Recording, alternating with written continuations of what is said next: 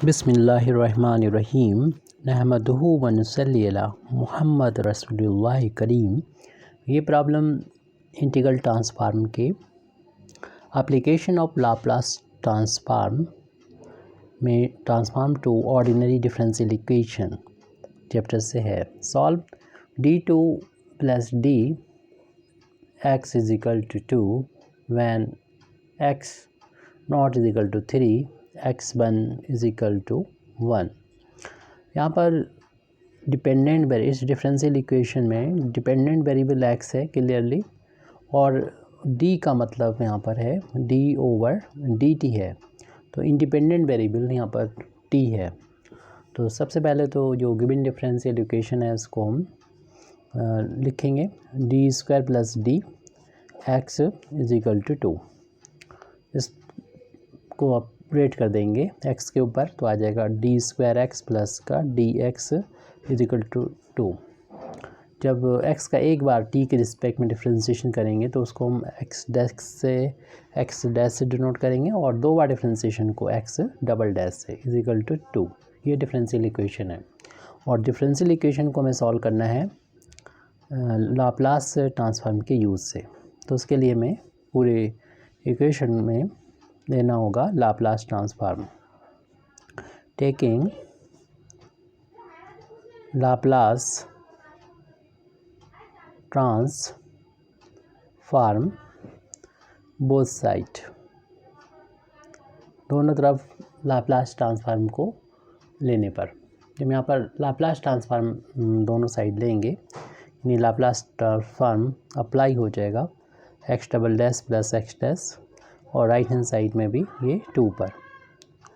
तो ये लाप्लास की लीनियर प्रॉपर्टी के बेस पर हम कह सकते हैं ये दोनों टर्म पर ये लाप्लास ऑपरेट हो जाएगा, x डबल डैश पे भी ऑपरेट हो जाएगा, और ये लाप्लास ऑपरेट हो जाएगा x डैश पर भी। और 2 को लिख सकते हैं हम 2 इंटू 1 लिख सकते हैं, और जब ये दो बार यहाँ पर डिफ्रेंशिएशन हो रहा है x का और उस पर लाप्लास लगा है तो इसकी वैल्यू, इसका फार्मूला हमें याद होना चाहिए।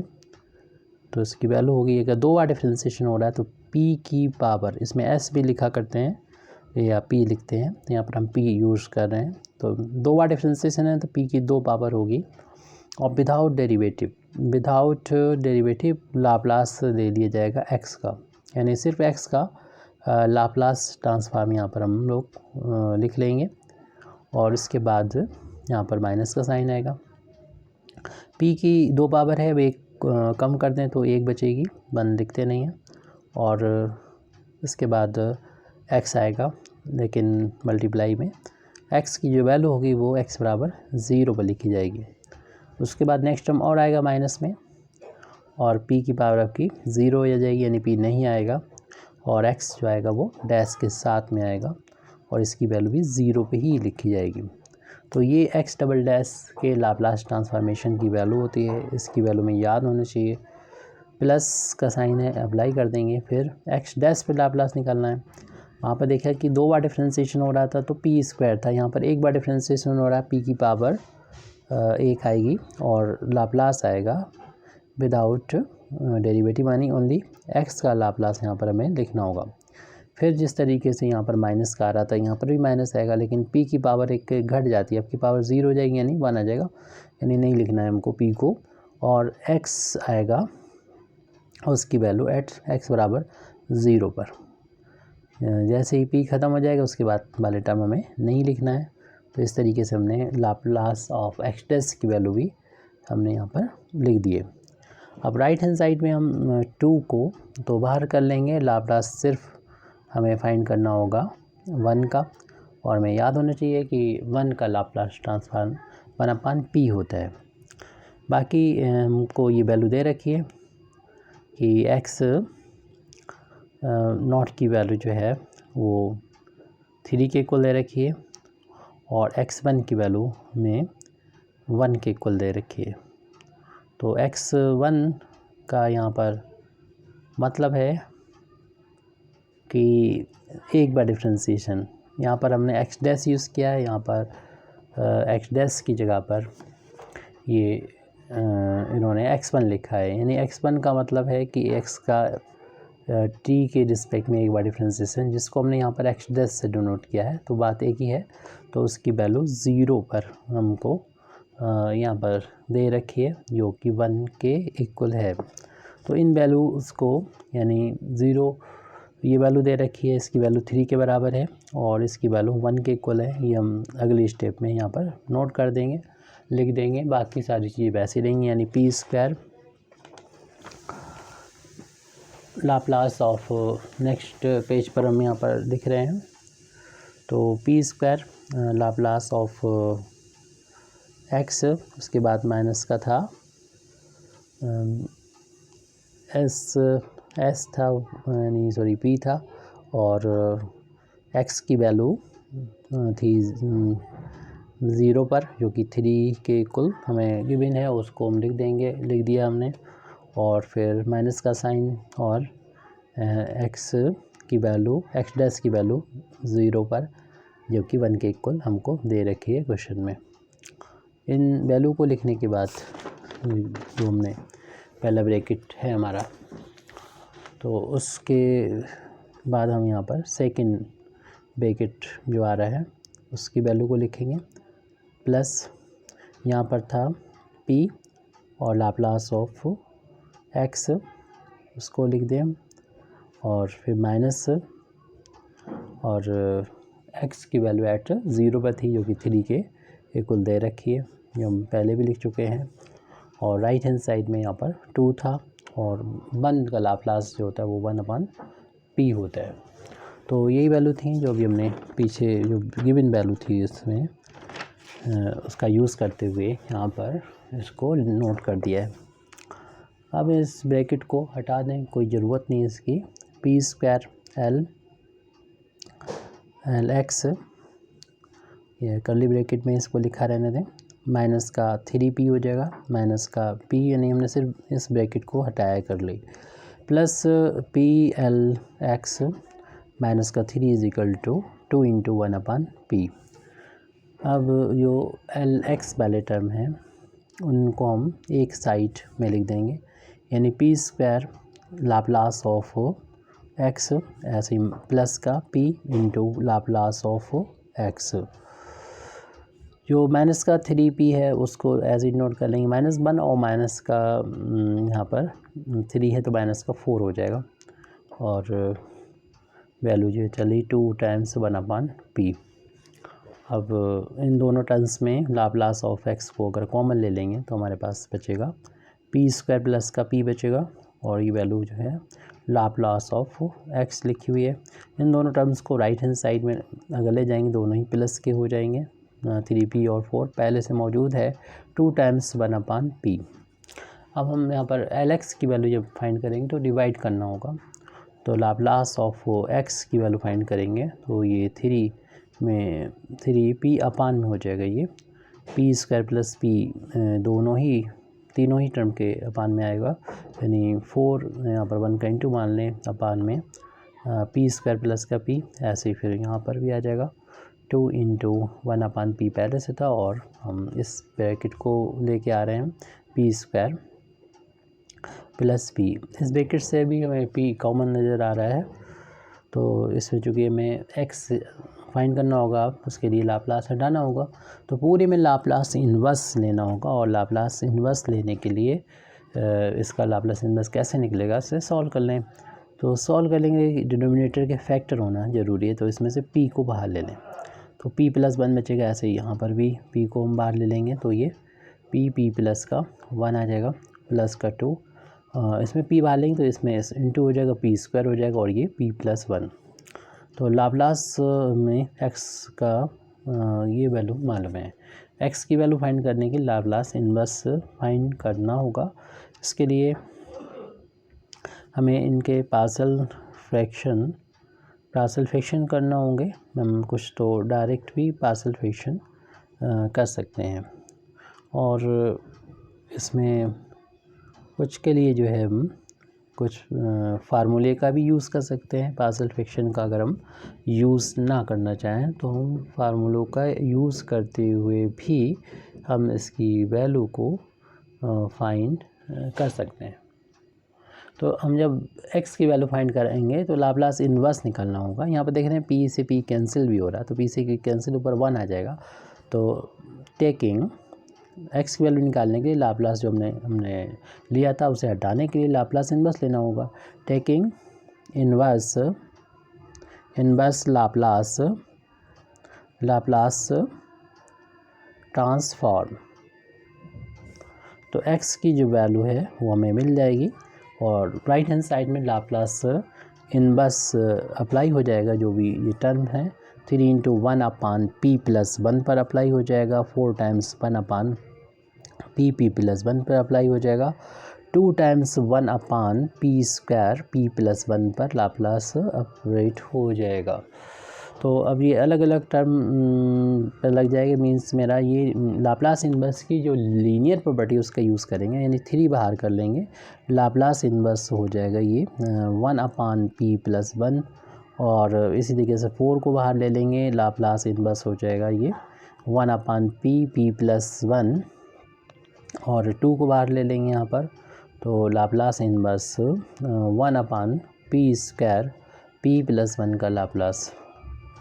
तो इस पहले वाली की वैल्यू तो अरे आसानी से लाप्लास इन्वर्स की वैल्यू हम लोग लिख सकते हैं, क्योंकि ये तो फार्मूला होता है फार्मूले के बेस पर, क्योंकि लाप्लास इन्वर्स हम लोग जानते हैं कि 1/p - a की वैल्यू e⁻t होती है। यहाँ पर आप माइनस और ब्रैकेट में -1 कर लेंगे तो a की जगह पर -1 हो जाएगा, तो इस फार्मूले के यूज़ से आ जाएगा। इसमें हम पार्शियल फ्रैक्शन कर लेंगे, इसमें भी पार्शियल फ्रैक्शन कर सकते हैं, लेकिन हमारे पास और भी मेथड हैं। एक तो कन्वोल्यूशन थ्योरम का यूज़ कर सकते हैं, और दूसरा हम p को बार बार इसमें एक एक करके ला के डिवाइड में उसका यूज़ करते हुए भी लगा सकते हैं। तो कई मेथड हमारे पास, लेकिन हमें इसको अलग से हर एक वैल्यू को निकालना होगा। इसकी तो इसमें वैल्यू लिख देते हैं, बाकी हमें अलग से निकाल के वैल्यू फिर पुट करना होगी, क्योंकि बड़ा लंबा सा ये प्रोसीजर रहेगा। तो यहाँ पर e की पावर p में से कितना माइनस हो रहा है, -1, तो -1 टाइम्स t हो जाएगा, प्लस इसके तो हम पार्शियल फ्रैक्शन रीड भी कर सकते हैं। तो देखिए 1 का डिफरेंस है यहाँ पर, अगर p में 1 ऐड करेंगे तो ये आ जाएगा, तो ऐसे में 1 का डिफरेंस होता है, तो जो छोटा वाला है यानी p उसको पहले लिख दें और माइनस बड़े वाले वैल्यू को बाद में लिख दें, और बीच में माइनस का साइन लगा दें, इसके पार्शियल फ्रैक्शन हो गए।